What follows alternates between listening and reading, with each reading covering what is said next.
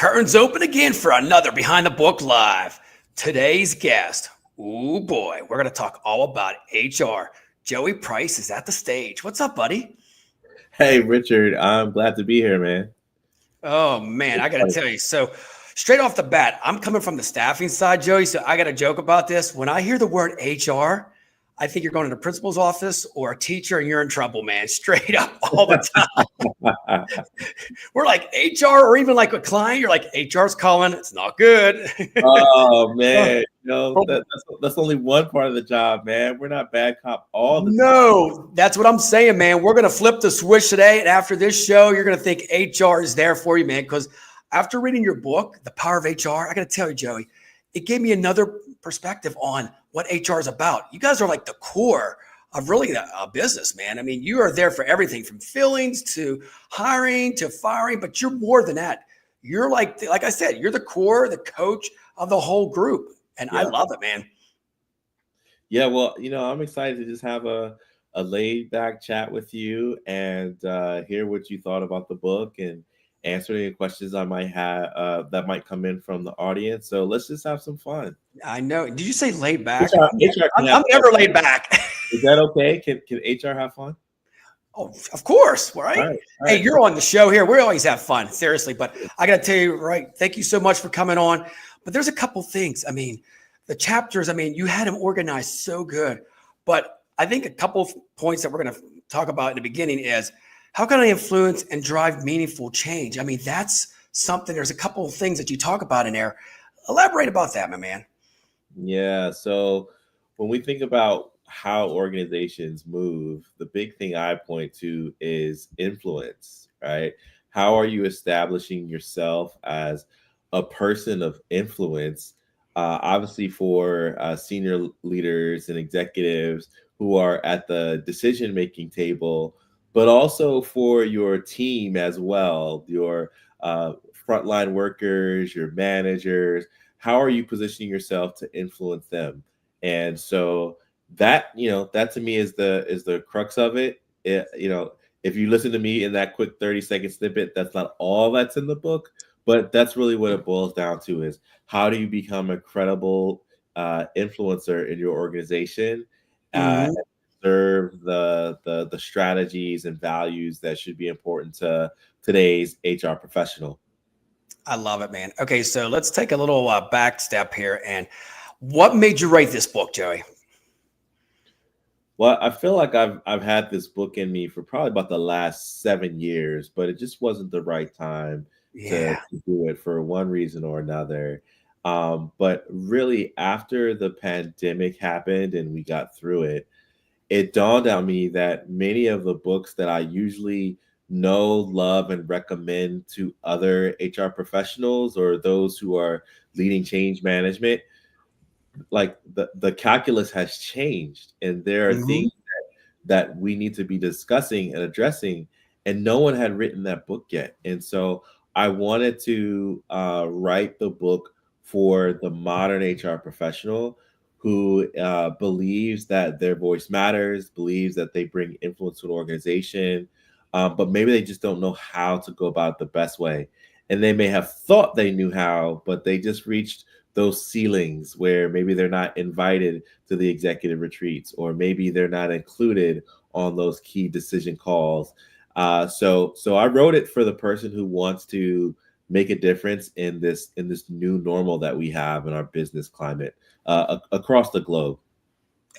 Well said, man. So there's a couple of chapters that pop out in my head. The first one is chapter 2. I just got to deep dive into this, demonstrating value to your organization. So I think a lot of people don't know what HR really does, Joey. Let's just break it down there, because I'll be honest with you. After I read this book, it gave me, like I told you, another perspective on what HR does, because, I have friends in HR like, you have no clue what we do. No wonder we don't answer our phone, because we are busy.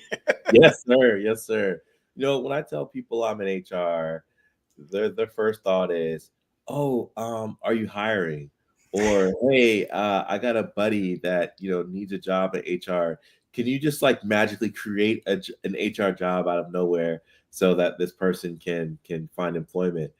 And honestly, man, Richard, if I could be totally honest with you, It blows my mind that like people don't understand this important aspect of the business, because we truly can be your best coach and ally through your entire professional journey.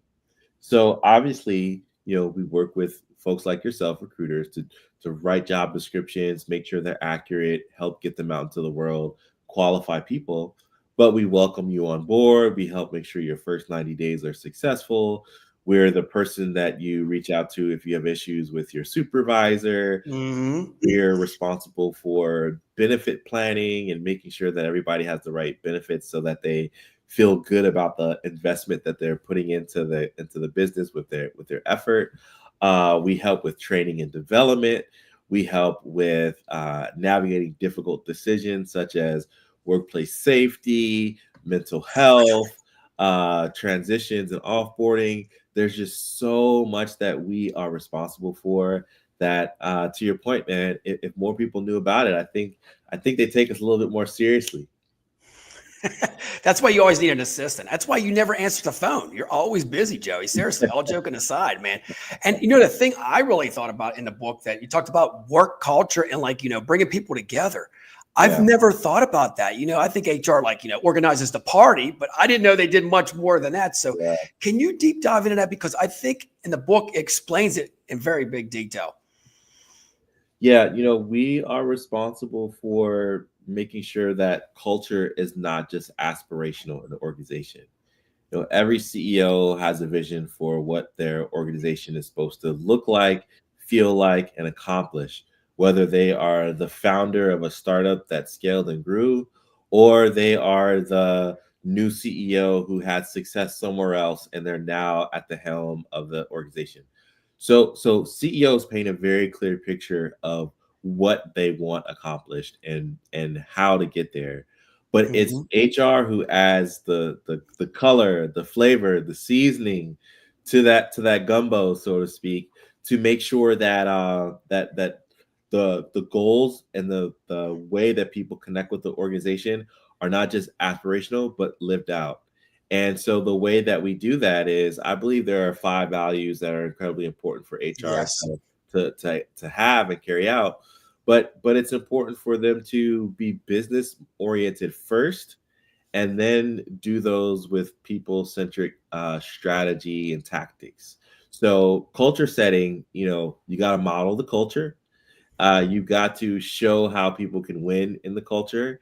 You've got to set up mechanisms to reward what you want to be seen in the culture, and then kind of coach and correct things that you don't want to see in the culture. So it's a heavy lift, man, and we are conduits for different departments and functions to make sure that they also get the culture and keep it.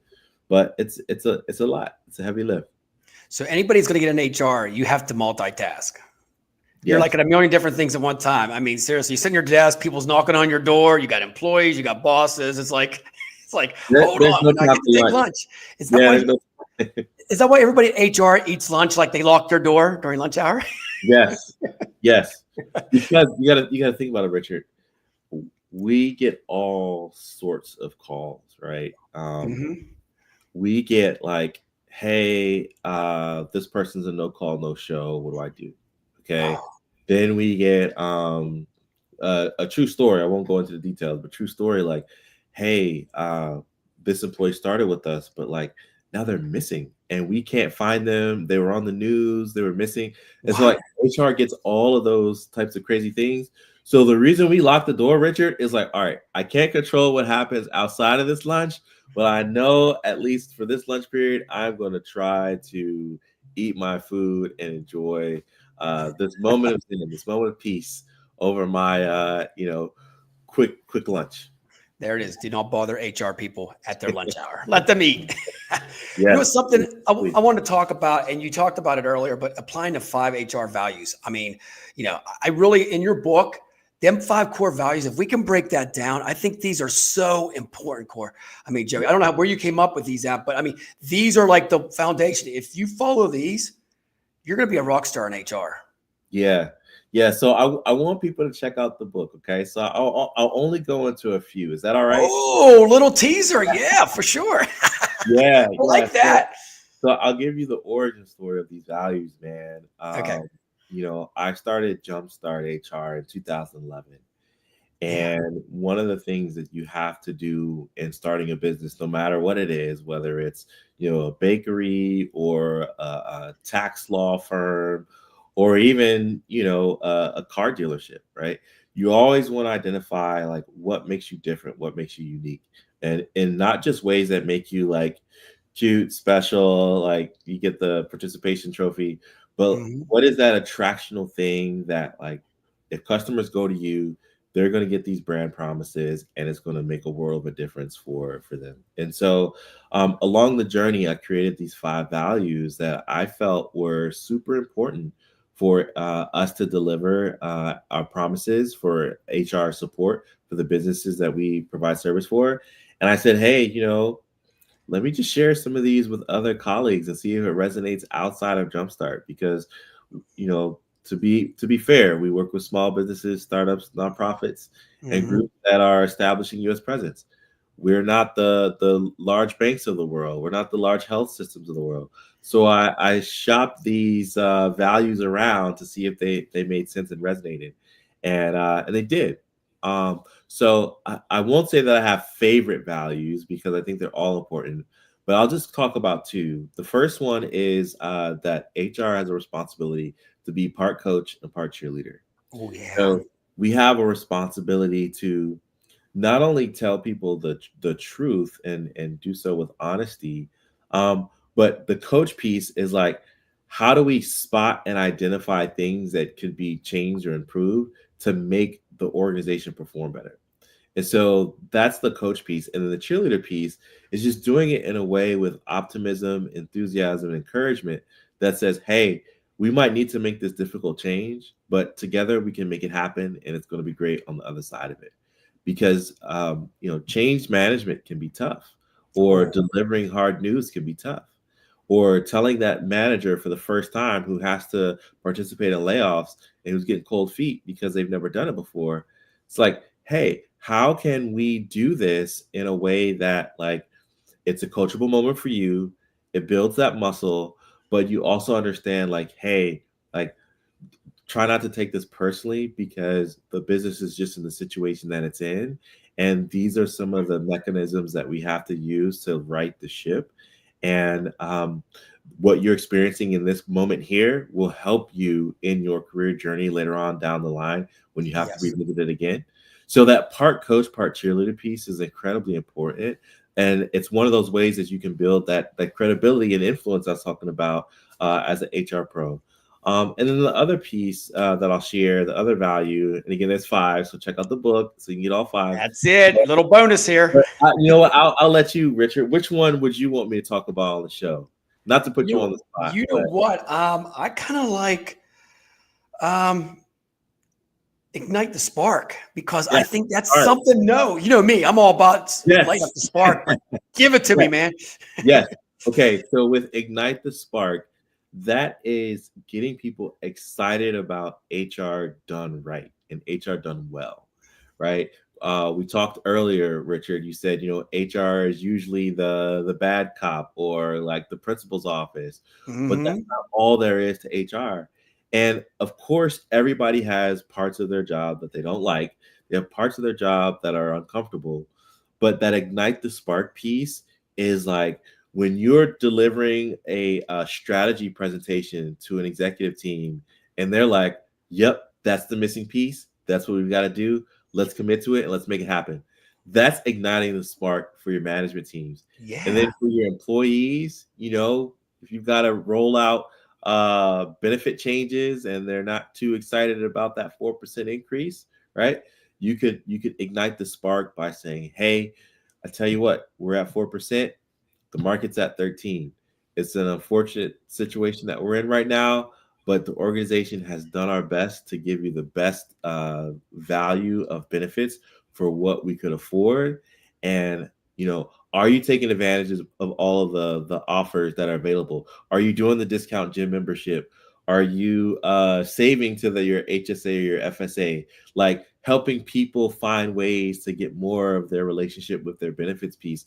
That's igniting the spark, man. It's getting people I excited love it. about what HR could and should be doing for organizations. Do all about building a hype. Boom. That's You got this 3. That was that extra bonus. The extra 2, you got to get the book for sure. Yeah, that's it. That's it. Okay, Joey. So here's something I want to deep dive into is like in your time as being an HR pro here, is there situations when what do you think about like when you have to let somebody go?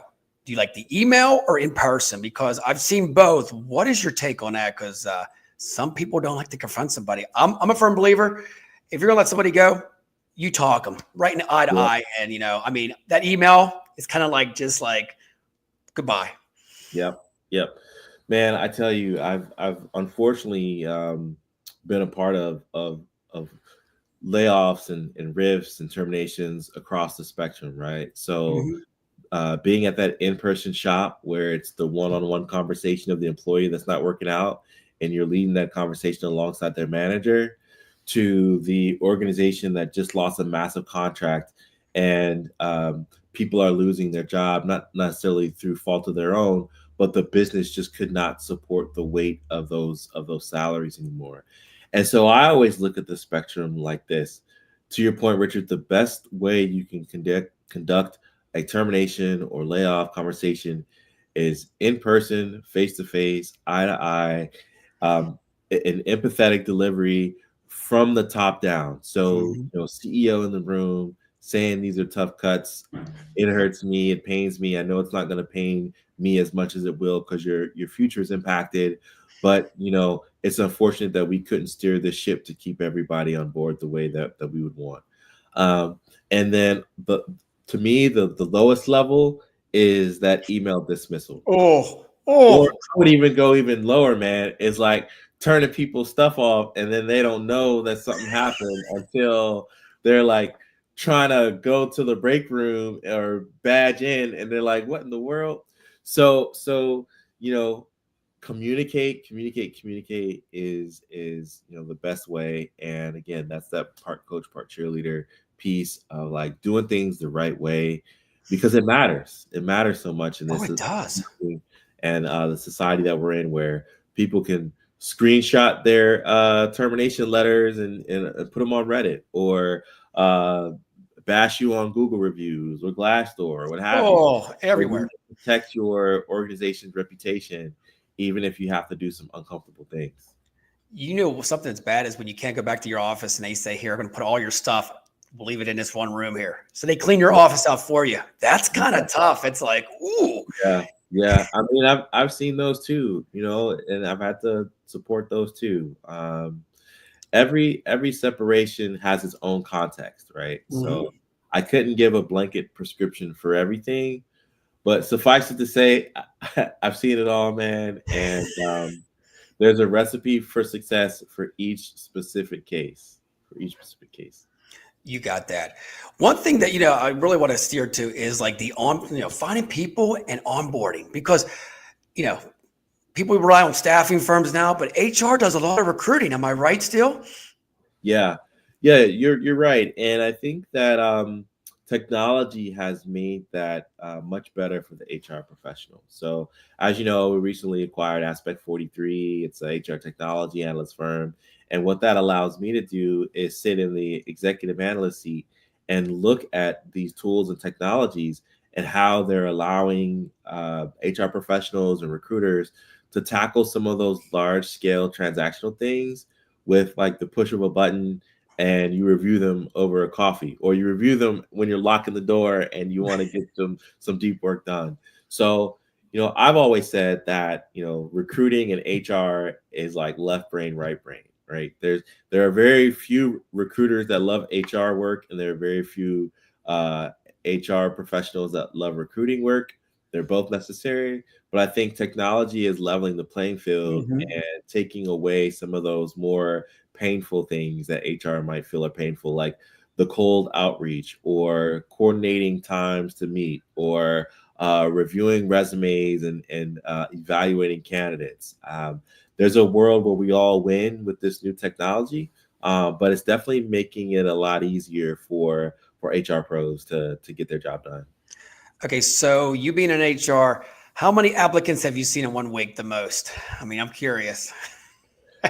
Well, I used to work for a federal contractor here in the DC area, and we got a contract for 300 security guards. And Ooh. so we're at least going through about 500, 600 in a week. Yeah.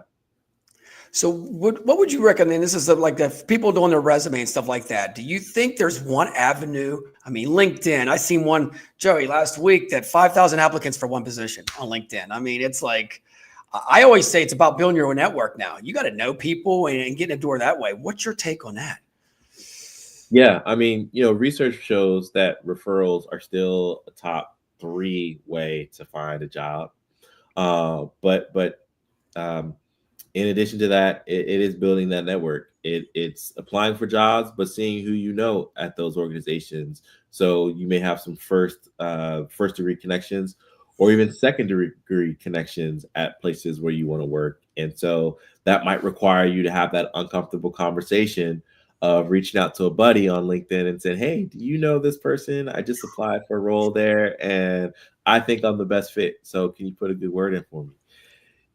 These days, it is a all hands on deck approach to finding the right job. There's no such thing as like just going to your local newspaper, checking the classifieds, and responding to a job and knowing that you're going to get a Time out. We're dating ourselves now, aren't we, Joey? We Newspaper. are. We are. Yeah. These Gen Yeah. Zs are like, newspaper. What's that? But I only have a few gray hairs here, so I'm not as old as people might think. But that's all to say that so much has changed, man. So much Yeah. has changed in the last 15, 20 years about the way that we recruit. Not only the way we recruit, but like where we recruit from. So candidates these days, that's why I say it's an all hands on approach, because if you are a software engineer sitting in Chicago, Illinois, you are assuredly applying for jobs in Chicago, but Atlanta, Salt Lake City, Silicon Valley. So our playing field is more broad and more global, and that it makes it tougher for the candidate. But that's why you've got to use every resource available to you to include the relationship building that you talked about, Richard. So you nailed it, man. Build your network and see how they can help you. 100%. Get out there and just give some handshakes and hugs and see where it goes. Yep. Okay, so one thing that I really seen in the book there is about retention. We all talk about that. I mean, job hoppers are you piss somebody off, Joey, they're out the door. You're like, wow. And even the onboarding a little bit. Like, I think onboarding is so important with every company, and you probably agree on that, because if it's a crappy onboarding, they might be looking for a job after the onboarding and say, I'm out of here. Oh yeah, absolutely. I mean, research shows that a lot of candidate turnover or new hire turnover happens within those first 60 to 90 days. And when you drill down of why that happens, it's because the onboarding experience was not great at all. And that can happen for any number of reasons. One, it didn't seem like they were prepared for me. So I didn't have my software, I didn't have my hardware, I didn't know who my manager was, and I showed up and people didn't know like who I was or what I was doing. Like, So you go to the door and like, who are you? Are you supposed to start today? Or hey, real quick, here's the best: when you go in a room with 5 other hires and they don't come back for an hour and a half, and you're just staring at each other. Like the first hour and a half, they're not even coming back, and you're just sitting there like, what am I wasting time here for? What are we doing? What are we doing? Am I getting paid for this? Right. That's the first thing. I always say, bring some donuts and coffee and bring that spark right off the bat. That's it. That's starting well, man. Starting well. And the other piece of that of the that regrettable turnover is like a misalignment of expectations and reality. So, I mean, you're in the recruiting world, staffing world. Sometimes those job descriptions don't actually mimic real life, and so there could be a mismatch of the job description. You could hate your boss or your team, And so all of these things are reasons for people to up and apply and go to other jobs, even within the first 60 to 90 days. And that's what makes the onboarding so important, is making sure this person sees that they have a fit and they see that they have a path for growth, development, and maturity of their own career in this space. I'll tell you what, man. I was on a panel, and sometimes I got to keep quiet and not share my opinions when other people are talking. Mm-hmm. But I was on a panel, man, and this guy was like, "Yeah, if I see you at this organization in 2 years, I've done something wrong." And I was like, I'm like, if I don't see you here for the next 5 years, I've done something wrong. Like, Yeah. I want people to stay, grow, and develop, and you want to be known for as a place that can offer that. And if it's not, promotion, if it's not, leveling up into a new level of management, at least like cross training or more responsibilities and ways to mentally stimulate your team members in meaningful and productive ways, so they feel like at the end of the day, man, I feel good to work where I am, and when I wake up tomorrow, I'm going to feel good about going into that place again too. So retention is incredibly important because it costs 3 times an employee's Mm-hmm. salary to go out and get a new person, and then you run the risk of that new hire not working out. So you just never know, man. You gotta try to keep people as long as you can, and of course the right people. You want to keep the right people. So Exactly. cool. And if you have a bad culture, you know what happens, like we talked earlier, they'll just run their mouth and now, as soon as you get there, they're like, oh, don't work at that place. It's bad. That's right. That's right. Something else before we wrap things up is Sure. definitely I want to talk about DEIB, and I love the B belonging because I'm a firm believer and a diverse workforce is the best. Even you probably agree on this too. You have to have all different personalities too. If you have Yep. type A's everywhere, dude, they're gonna step on each other, and you'll be having sword fights in the office and everything like that. So, give me your take on this. Man, this was I'll be honest, man. When I was working, because this is behind the book, right? So I'm gonna give you the real. Yeah. When I went to my publisher and we were talking about like how the book should be laid out, I had to ask them. I said, "Hey, you know, DEIB is important to me, and I want to write it in this book, but from your expert perspective on the book market and where the world is right now, like, do I need to cut this?" And it was in serious Ooh. conversation. I asked, like, will it be a detriment to have this chapter in the book because of where the world's climate is right now and the tension that's up in the air about DEI? But they affirmed me. They said, "No, Joey, this is important. Diversity books are actually some of our best sellers, and we believe that your voice is important in this matter. And so we absolutely want you to include it. And we want to save the best for last. Like, we want to have that as the last chapter." Yes. So it's super important. And I was so grateful to a colleague of mine, Adonica Black, who lends her voice to the Hmm. mentorship corner piece of that chapter. Um, but the research has proven, man, teams that are diverse perform much better.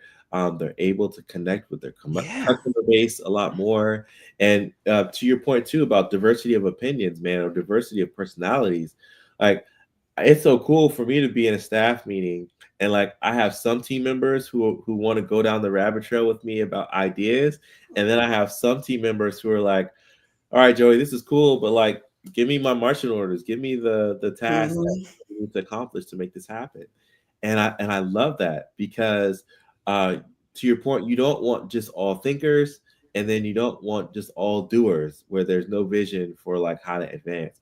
You want to have diversity of thought. You want to have diversity of perspective, diversity of lived experience, because that helps you create the best product for your customers and help you connect with even new markets. So DEIB is incredibly important. Obviously, that spans the gamut. And when you check out the book, you'll see that we've left it pretty open ended for you to fill in, what diversity means for you. So if that's uh, age, gender, sexual orientation, varying physical and mental spectrum of abilities and wellness. Um, it's an open-ended chapter for you to fill it in for your context and to make real progress for where you work. I love how you said that, seriously, because at the end of the day, man, we need everybody. I mean, everybody, it doesn't matter where you come from. At the end of the day, you all have to click. You're going to love this story real quick, and I got to throw it out there. When I went to elementary school, you ready for this? I grew up in the country, but we Okay. reversed schools because we had low attendance. So in first grade, I'm in a diverse school elementary for the whole time. So I got to introduce to rap music. They got country. So I grew up at like first grade, Joey, with this diverse, group, and we all loved each other. It was great. It was like, I get to learn their side. They get to learn my side from the country. They're like, you go deer hunting? I'm like, yeah. They're like, I'm going to show you how to do like some break dancing back in the day. So it was like, and I now see that view. If you can do that in the workplace, it's going to be fun for everybody. Because Yeah. I got to tell you, everybody wants to try new things, right? Yeah. What we grew up with, we don't want to keep staying that stuff. We want to try different people that are unique and came from a different world. I love that. Even like potluck with food and stuff like that. I want to try some different foods instead of the regular foods I eat all the time, Man, I tell you, one of the best things that happened to me as a kid was my dad being in the Air Force Ooh. and us getting to appreciate different cultures. And that really shaped my perspective of like, I feel like I can get along with and connect with anyone. And it's not, it's less about me and it's more about the respect that I have for the other person. So I think that's what we're missing these days, man. It's just the respect for other people's lived experiences and journeys and realizing that we all share the same sorts of emotions and we all want the same things out of life. It's just that our lived experiences and how we're wired or where we come from um, gives us access or not access to different pathways to accomplish what we want. And so I think the more respect and love we can share around the workplace, the better. And our organizations, it is statistically proven that they'll perform better. So that's all I got. That's all I got.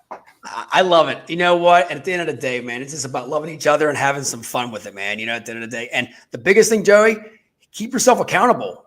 If Yeah, everybody held themselves accountable, I don't think HR would have a bunch of people running in saying that person's being mean to me, I mean, just do your exactly. job. Exactly. Exactly. All right, my man. So we're going to just wrap things up here. Do you have any final thoughts? I mean, I got a couple things right here I'm going to throw out here. Look at this. We got Alberto in the house here. You dropped some All right. great stuff. Yeah, man, Any Alberto, thanks for tuning in and sharing this comment, man. And congrats to you and your platform. I guess I'll leave with this because you mentioned technology. Uh, the book, The Power of HR, I wrote it from the perspective of how to have lasting values for an HR professional to use no matter the changing tide of the technological influences that we have. So I want you to grab the book and read it and know that it should apply as much today as it will 5 years from now. Because at the end of the day, this book is all about how to connect with people and move the business forward. The boom. tools that you use, they're interchangeable. And obviously, context matters from organization to organization and industry to industry. But get this book if you want to learn how to be more influential, be that strategic thought partner to the C-suite, and level up in your career. And it's as much for those who are already trying to break those ceilings in their career today, and students and early stage HR pros who are trying to get there tomorrow. So, Richard, thanks for having me, man. I've enjoyed it, and whatever I can do to help your program succeed, and just let me know. Dude, Joey, you're a friend for life now. There he is, Joey Pricer. And they can find this book where? Amazon and where else? Oh, you can find it on Amazon. If you actually go to my publisher's website, Kogan Page, they run discounts and promos from time to time, Ooh. so you might be able to snag it, 25% off. But definitely wherever books are sold, you can just put in The Power of HR and you'll find it. No matter what country you're in, there's a retailer that will ship it to you in your country. There it is. Any book tours coming up soon? Man, you've got to follow me on LinkedIn. So There it just look is. Joey Price, and I'll be announcing the travels. I've got a lot of travels, man. Denver, Boston, Vegas a couple times, and who knows, there might be some international travel sprinkled as well. So, for the audience, if you want me to come to your city or to your conference, feel free to reach out. The schedule is getting packed. There it is, man. Get Joey Price. Book him right now.